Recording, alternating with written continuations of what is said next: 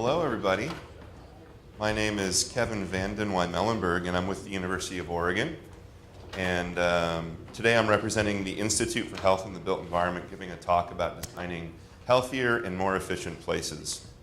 So I'm an architect by training, and I spent the first 15 years or so of my career learning how to speak mechanical engineer. And I've spent the last several years learning how to speak microbiologist. And one of the things that I enjoyed about Raul's intro there was, I think perhaps some of us were a little hesitant to raise our hands because we don't have an MD behind our name, therefore we don't think we're in healthcare.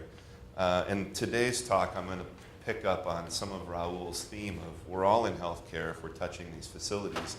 And even, I would say, beyond that, architects and engineers and building owners and building operators are in healthcare from a broader societal standpoint of creating healthy environments. So there's been a lot of discussion about evidence-based design as a big lever arm that we can use, and I wanted to just say yes, we believe in the value of evidence-based design, but maybe more importantly, we want to consider how design can drive scientific inquiry. That is, the problems that we face in practice can better inform scientific research. And yes, we want, as academics, we want our research findings to find their way into practice. But more importantly, we want the problems of practice to guide our research agenda. And you talk about evidence-based design too much with architects, and it might be a similar result as if you hand a master chef a Betty Crocker cookbook and say, just make me dinner, use the book. And that sort of takes inspiration and innovation out of the equation. And I think we also want buildings that are inspiring and that connect people with the out of doors and connect with nature. And I think there's always a sort of set of balances that we need to, set of competing interests that we need to balance. So today, I'm really pleased, first of all, pleased to be here. Thanks to Stephanie Taylor and to Nortec and the Condair Group for supporting this event. I'm also pleased to be here to announce the Institute for Health in the Built Environment. This is something that our university approved at the presidential level earlier this year, and I've taken it on as my main activity. This is a snapshot of who's on our team, and I should say that last dot over on the far right is probably the most important dot, which is the big group of students who are also behind this team. We launched the Institute out of a series of labs already at University of Oregon, one of which has been around for 40 years, and one has been around for 20, and another for 10 years. The Energy Studies and Buildings Lab, the Biology and the Built Environment Center, and the Baker Lighting Lab. Today I'm going to talk mostly about work within the Biology and the Built Environment Center. We've made partnerships with the Chan School here with Professor Curtis Huttenhauer, Northwestern's Department of Civil and Environmental Engineering with Dr. Erica Hartman, OHSU's Division of General Surgery with Dr. Bob Martindale and Laszlo Kirle, OSU and Oregon State University toxicologist Dr. Robert Tanguay, human behavioralist Dr. Deb Johnson-Shelton, Portland State University indoor air chemist Dr. Elliot Gall, and so I think the theme there is, I hope, a sense of radical interdisciplinarity. And I think we need to solve these problems facing the built environment more broadly, global climate change or what have you, or more specifically, healthcare facilities with a new team. We need to make new friends, right? So we're just trying to help facilitate making new friends. This is some of the groups that we're partnering with. You'll see at the bottom, architecture and engineering firms. In the middle, manufacturers of air products, of glazing products, of lighting products, building automation systems, cleaning organizations who manufacture cleaning agents, and then at the top, the Alfred P. Sloan Foundation, NEA, which is a Northwest Energy Efficiency Alliance, US EPA, USDA, and State of Oregon. All right, so that's who we are. So I'm an architect, like I said, by training, so I have to start with a little architecture. And this is a book written by Richard Neutra in 1969. And in the 1950s, many years before ecology or green architecture or sustainable design, energy efficiency or the well buildings programs became themes in our dialect. His son, Dion Neutra, notes that Richard talked as far back as the 50s about that today's, quote, man-made, let's say human-made environments have become an irritating, increasing threat to the vitality and soundness of mind and body. So survival through design. Neutra wrote, we must guard against the notion that only those sense perceptions that are easily and consciously registered really count. We should therefore be interested in all the non-visual aspects of our architectural environment and design for those even if they're not customarily in the foreground of our awareness. So today I'm going to talk a little bit about these non-visual aspects of our built environment. I'll call it designing the unseen. Got to captivate architects' imagination with designing the unseen. So I cut my teeth doing daylighting research, bringing in light into buildings for all the performative and human wellness benefits that daylight has been known to correlate with. Studying and designing visual comfort or light in buildings seems like designing the scene, right? Kind of front and center. But there's other aspects of daylight in buildings impacting, for instance, our chronobiological systems that regulate our sleep-wake cycle, that regulate our digestion, our overall sense of alertness and well-being. There are other unseen aspects like acoustic comfort or acoustic health in the built environment. Thermal comfort, thermal health. What about the radiant fields? Can we benefit from radiant fields in our built environments? So we're exploring, healthy water, healthy air. We're thinking about statements like creating safe breathing water. You heard me right. And of course, the indoor air through the microbiome. So today we've heard a bit about the microbiome. I'll talk a little bit more about it through 3 examples of some of the work at the Biology and the Built Environment Center. About half of this was preceding my time there, so I'm definitely standing on other people's shoulders. When I say microbiome, I mean the bacterial, viral, and fungal communities that live inside of our buildings that we as designers create, whether or not we know we're impacting them. And we're moving from an understanding of what's there, what species or who's there, to now what can we do to modulate those? And in the near future, we hope, how can we shape them on purpose? And what is the goal to shape them around? So I'll talk about ventilation, daylighting, and antimicrobials. First up, ventilation. So this is a rewind. Florence Nightingale manifest her experiences of treating patients during wartime and talked about the environmental factors. In this case, we'll talk about narrow spaces for both daylight and air, and to this topic, ventilation. So we asked the question, does ventilation influence the indoor microbiome? We used a microcosm, as in a building in this case, where you had a bunch of mechanical ventilated rooms, down the opposite hallway of a bunch of window-supplied ventilated rooms, where faculty at the University of Oregon had the opportunity to pick which of these rooms they wanted to spend their time in. And I think the biggest takeaway from our study there, first back up, so we talked a little bit about studying colony-forming units under a microscope. That's not what we're doing. We're using high-throughput DNA sequencing, in particular 16S for bacterial, ITS for fungal, or metagenomics to understand gene function, to bring another level of a microscope to this problem, if you will. And so our biggest takeaway from this study, these 2 air delivery systems, was that the 2 microbiomes are fundamentally different. There's a whole different bacterial community that tends to thrive in the mechanically ventilated spaces versus the window ventilated spaces. The next big question, of course, is why? And I could postulate, but I don't have evidence to support exactly why. Hypothesize, I guess. Mechanically ventilated spaces have a higher abundance of human-associated bacteria in them, while the window-ventilated spaces, perhaps not surprisingly, had a higher abundance of outdoor-associated bacteria. The next question, of course, is which is better?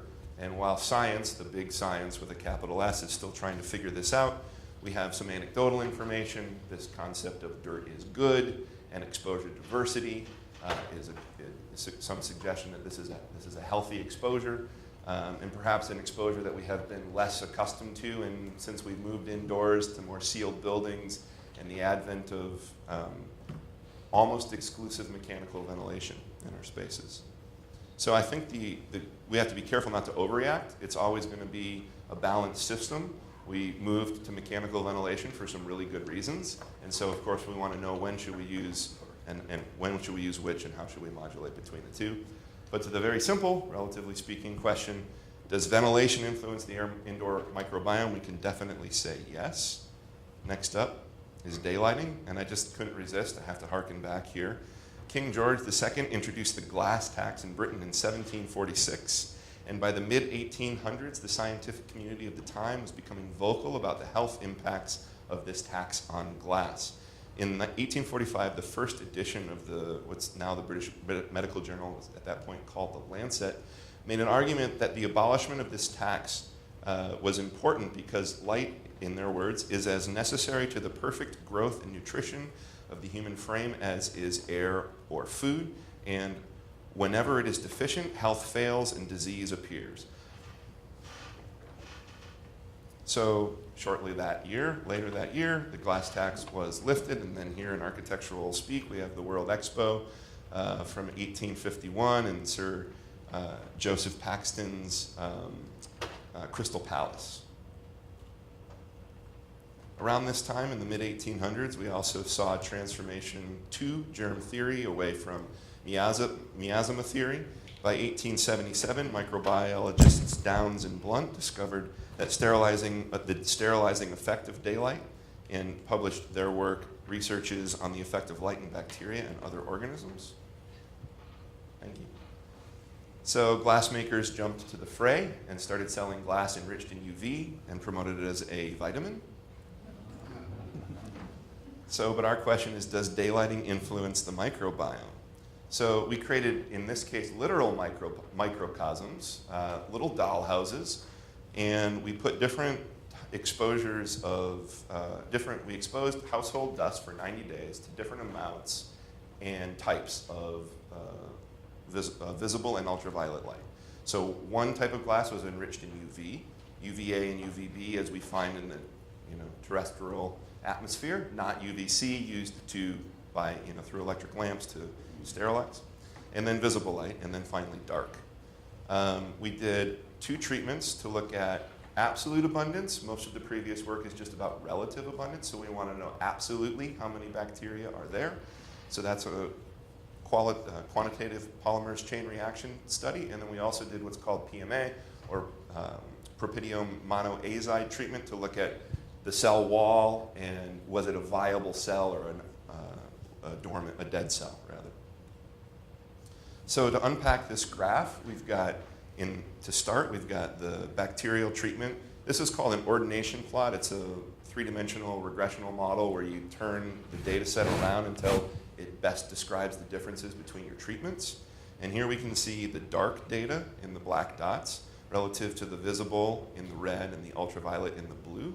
And we can see indeed that the bacteria exposed to light are fundamentally different than those that were in dark. And there is a statistical difference, though you can see a lot of overlap in this ordination diagram between the ultraviolet and visible exposure. The size of the dots indicates the absolute abundance. And then here, the PMA-treated sample, the dark and the light are again different, but now this time there actually is no statistical difference between the UV and the visible, at least at a complete community level. But if you look at individual species, you can see some differences, and those are reported in the paper. It's actually in review, so hopefully soon. We've been saying that for literally months, so any day now. This is what's called a source tracker violin plot, and really what this is doing is trying to get at a sense of humanness. So anything nearer the bottom is more skin-associated or outdoor bacteria near the top. And what we see, and then the darker shades are the total, and the lighter shades are the viable. So the right side of each of these violins is the viable. And the big takeaway here is that, again, there's the same difference that we see between dark and light, clearly, but that dark-associated bacteria are more human-associated. And then all viable bacteria tend to be more outdoor air-associated. So to answer this question, yes, daylight implicates the indoor microbiome. This is the first study that we're aware of since in nearly 100 years, and certainly the first that's using these high throughput sequences to study this. All right, and antimicrobials. How about these? Do they shift the indoor microbiome? So this was before my time here. In 2016, our team published antibiotic resistance, this paper, and showed that antibiotic resistance is increasingly widespread, largely due to human influence. This paper was published in 2016 in ES&T. Here we were exploring the relationship between antibiotic resistance genes and antimicrobial chemicals, in particular triclosan and triclocarbon, and as well as several other parabens, again, on the dust microbiome. In this study, the team observed 6 significant positive associations between the concentrations of antimicrobial chemicals and the relative abundance of antibiotic resistance genes, including one between the ubiquitous antimicrobial and triclosan, ERM-X. And if we fast forward through this, okay, you get to see some fun action and then how it gets resuspended and we breathe these things back in.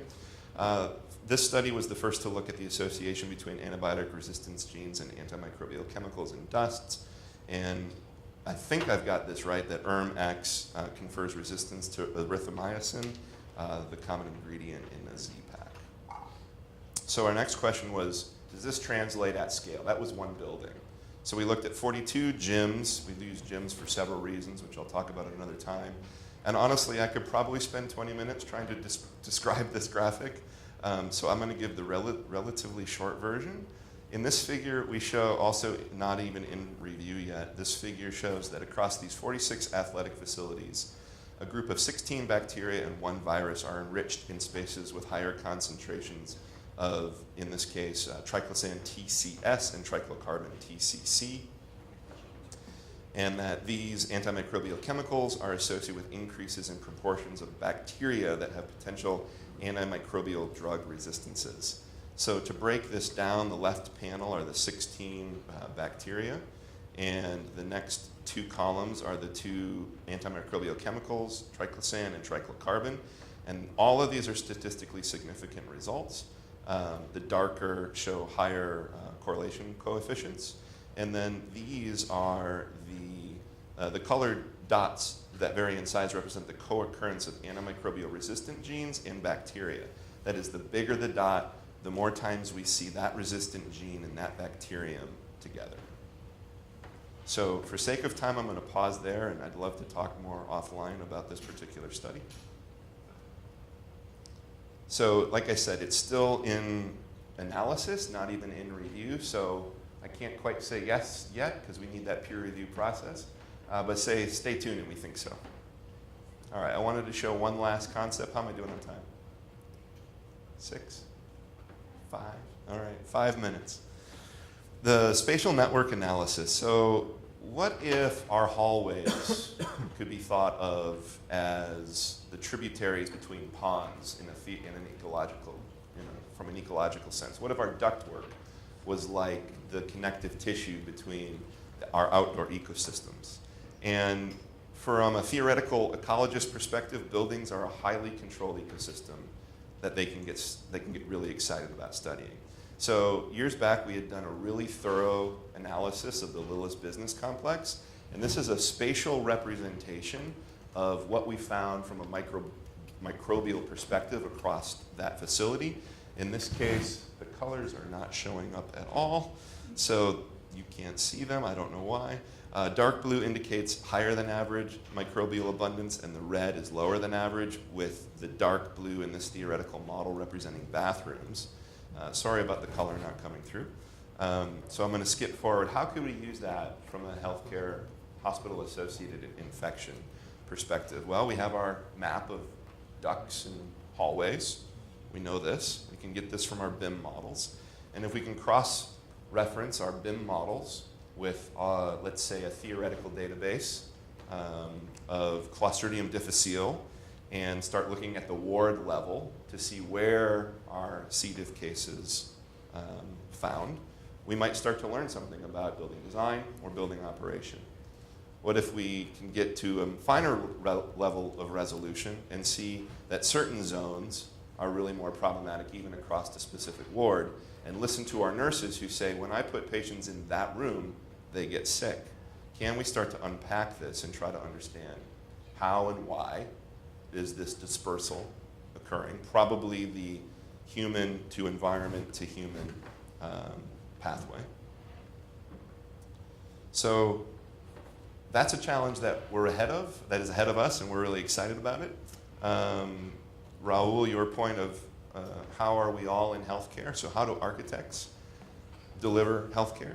They address non-medical determinants of health, like housing, the physical environment, urban design, building design, healthcare facilities, how ducts are laid out, how airflows are operated along with their mechanical engineers.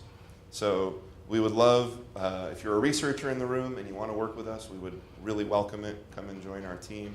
If you're an industrial partner in the room, there's a pathway to enter the program as well. We're using a partnership model where we can together conceive research projects that are facing practice and utilize a subscription fee to fund seed research, and then use that to leverage larger financial support from the federal foundation, the federal agencies or foundations. So I have to end on architecture too. Architects in the room might know this. It's another quote from Richard Neutra, but I'm actually showing the King's Roads house from Schindler. Neutra and Schindler were friends, so I don't think they'd be too upset about me commingling. It's hard to believe that two high-profile architects are friends, but it's true enough.